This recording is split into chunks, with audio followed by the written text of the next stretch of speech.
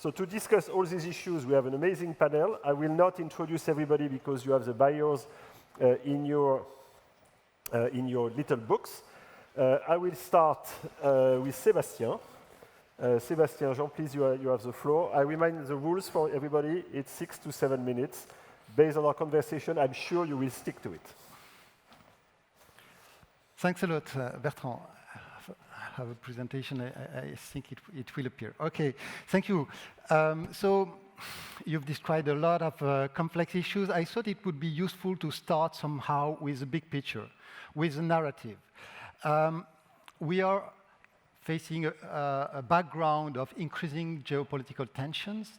How are they reshaping trade patterns? I think the narrative presently is dominated by, so to say, two stories. The first one is about geoeconomic fragmentation. It's a term coined by the IMF in a context marked by trade war, by war as well. And the second one is a buildup of competing industrial policies. So I'm going to be very old-fashioned and try to somehow fact-check these two stories using trade data, so I'll be focusing on trade.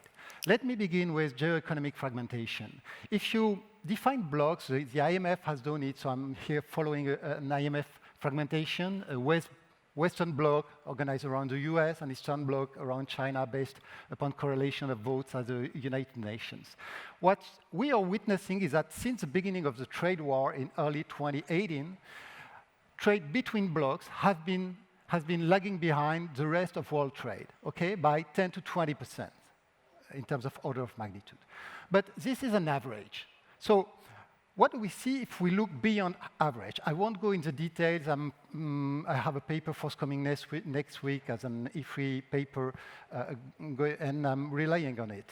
What we see is that war is highly disruptive, but not by 10 or 20%, by one order of magnitude. That's about a kind of hard decoupling. Trade war is significantly disruptive as well. Not by 10, 20%, more in the order of 30, 45% compared to similar flows, okay? It's a kind of soft decoupling. Now comes the question, if the average is so much different from this kind of geopolitical hotspots, what is left if you exclude the hotspots in terms of this, what we're told to be a reorganization of world trade along blocks? The reply is here to that answer.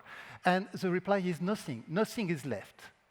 Trade between blocks is not lagging behind the rest of world trade. Actually, it's going a bit much faster. Okay?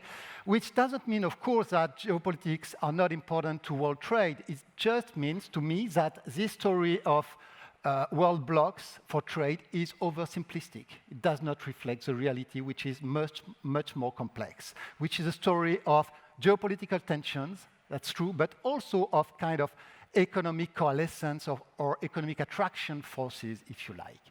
Now, second part of the story is a buildup of industrial policies. I won't go through the details, the nuts and bolts of this well-documented build-up, IRA, China's trade, industrial policies, etc. We all know that. We also know, and it's been documented, that many of these industrial policies are trade distortive. More than 70% are, according to a recent study. So is that shaping world trade patterns? If that would be the case, what we would expect would be a kind of scattered pattern of some programs being successful or more ambitious, others being less ambitious, etc. Something kind of diversified at the world level. And trade data tell a very different story. The story is that China is becoming now the world's sole manufacturing superpower. What does it give in terms of data if you look specifically at manufactured goods? And they are important because they are this is where industrial policies mainly apply, and also because politically they are very important from a technological point of view, from an economic security point of view, a social point of view as well. In many respects, it's very important. So here is the Chinese surplus in manufactured goods measured as a proportion of the total worldwide trade in manufactured goods. You see that it's reached now 11% of world trade. That's a huge amount, okay? And it surged big time after the COVID pandemic. What is the story behind that? Well, of course, we can think of a productivity improvement. We all know the spectacular achievement of the Chinese sector. Now, what is disturbing with regard to this potential explanation or narrative is the fact that if you look at the various branches within the manufacturing sector, that's what I'm doing here based on coverage ratios, you see that the Chinese situation improved in every single branch, okay? Second disturbing fact, somehow, China's real effective exchange rate depreciated over that period. Normally, when you face a productivity improvement, you face also an appreciation of the real exchange rate. That was not the case for China. It was a reverse by 9% since 2019. So the lesson and my conclusion in the paper is that this is mainly policy-driven, and it's actually a very explicit, openly explicit political choice. What is the conclusion to respect the time?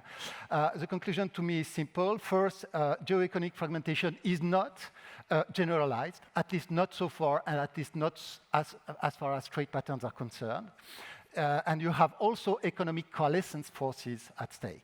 Second point, if we want to improve the international economic system, we need to improve coordination, and at least in two respects. One is macroeconomic, because part of this, the imbalance I've been emphasizing is sourced in macroeconomic imbalances, the famous rebalancing that we've been expecting for decades now.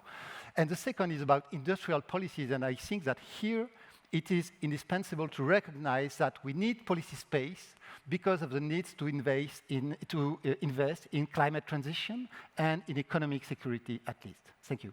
Thank you very much, Sébastien. You kind of passed a little bit over your 6 minutes, but it's okay. Thank you. Please, you can share your applause.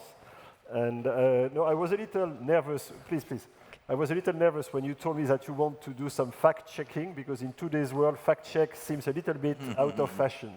But thank you to be somewhat reassuring regarding the reality behind the buzz. Thank you very much, Sébastien. So